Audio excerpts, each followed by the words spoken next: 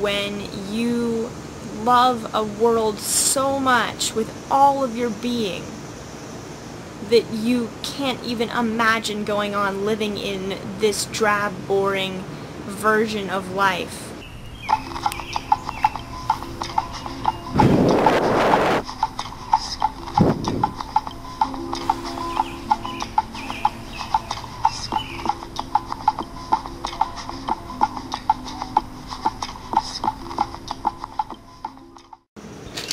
So for today's topic, I was going to flip this coin to decide between imagination and...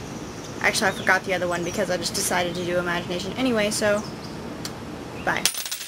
Sometimes longing for something can eat you up inside. And I know this from personal experience because whenever I used to read a book or watch a movie and all I would watch or read was fantasy, I loved mythical beings, you know, fantasy worlds. I loved Pokemon, magic worlds, dragons, anything that basically didn't exist in this world. This longing you have inside for other places, for other worlds, for looking for the reason that these things don't exist, why we all can't ride dragons and have spaceships for cars. And I wanted to talk about how the longing for those kinds of places can eat you up inside and how to deal with that. Fantasy worlds are really great. They are so amazing. They fill you up inside and make you wish you could just live inside your own imagination.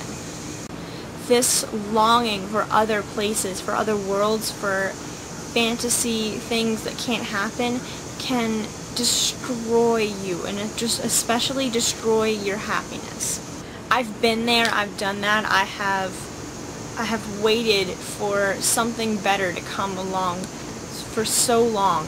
The way I was able to kind of conquer my deep longing for these kinds of places was to finally kind of figure out that my story wasn't going to happen on its own. Whenever you read a book, you see about characters who are kind of thrown into a situation, and I kind of realized that if you wanted to have your own story, your own fantasy world, you're going to have to go out and create it for yourself. When I finally decided that I had to become the story rather than wait for it, it was better. Things definitely got better. My advice is to go out and try and create your own story. Nothing's ever going to happen to you if you don't do anything. Now, whatever comes next is a different story. I don't know, maybe you'll be reincarnated into a different dimension, or maybe your heaven looks different to you than it does to other people, or maybe we all get sent to a next life, or maybe when you die you get sent to your own personal fantasy world. I don't know. But until that moment, try and live this life as best you can. So that's kind of the moral of our story today, is that as good as things could be, enjoy what you have now until something better comes along, and then take those chances. Don't get so hung up on these other worlds. Don't get so caught up on them that you miss whatever exciting things could happen in this life.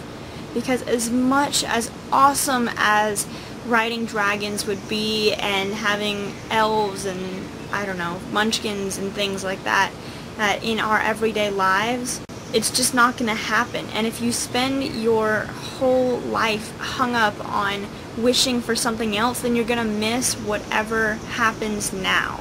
Even without the use of fairies and swords and magic, this life is still going to pretty much rock if you live it the best you can. Is that a dragonfly? It was.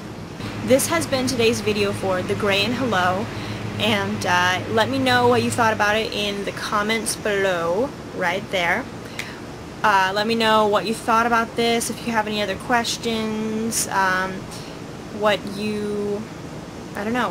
your fantasy world was, if you've ever longed for something so much And if this helped, if you have any other techniques for enjoying this life rather than wishing for another one.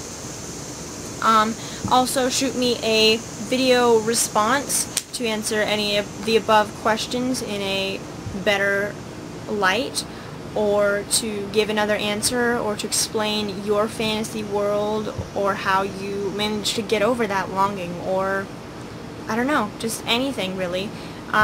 Send me a message if you have any other ideas for questions of the day or words of the day. I'm probably going to have a word of the day that is related to this, so click here to see today's word of the day, and